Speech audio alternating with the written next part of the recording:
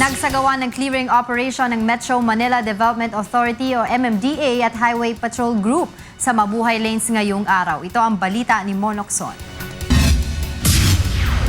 Isa-isang hinatak ng tow truck ng MMDA ang mga sasakyan na iligal na nakapark sa kahabaan ng Mabuhay Lane.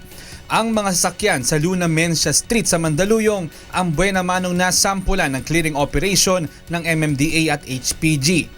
Bukod dito, binigyan rin ng tiket ng MMDA ang lahat ng may-ari ng mga sasakyan na iligal na nakapark sa naturang kalye.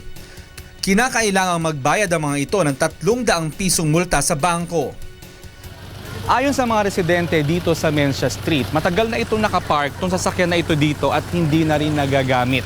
Kaya naman nag-iwan ng tiket ang MMDA para sa may-ari, subalit hanggang ngayon hindi pa rin siya nagpapakita. Kaya naman wala na magagawang paraan ng MMDA kundi hatakin ito at dalhin sa impounding area. Nagreklamo naman ang ilang residente dahil hindi sila naabisuhan sa naturang operasyon. Hindi po ako magrereklamo kung alam ko po. Kanina ko lang po nalaman na bawal. Yun lang po yung sinasabi ko. Ang iba naman nakahandang sumunod sa patakaran, subalit problemado kung saan magpapark ng kanilang sasakyan. Abala talaga. Sana yun lang. Okay naman sana, kaya lang sana nasabihan beforehand para nakahanap kami ng parking. Tapos biglang titikitan pa, ang laking abala, perwisyo pa. Sobrang perwisyo. Natuwa naman ang ilang residente sa ginawang clearing operation.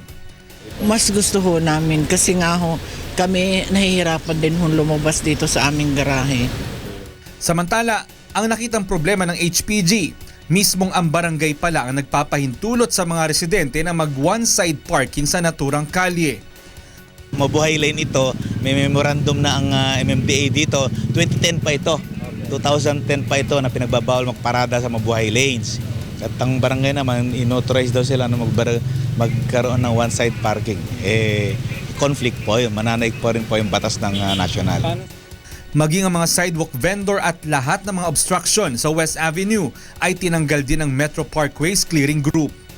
Hinikayat naman ng MMDA ang lahat ng mga pribadong sasakyan na hanggat maaari ay sa Mabuhay Lane na dumaan upang makaiwas sa masikip na daloy ng trapiko sa EDSA. Ito yung mas comfortable ride siguro. Ito yung hindi masyadong stressful ride. But it will really contribute sa effectiveness ng traffic. Ang Mabuhay Lanes ay alternatibong ruta sa mga sasakyan papuntang north to south at vice versa.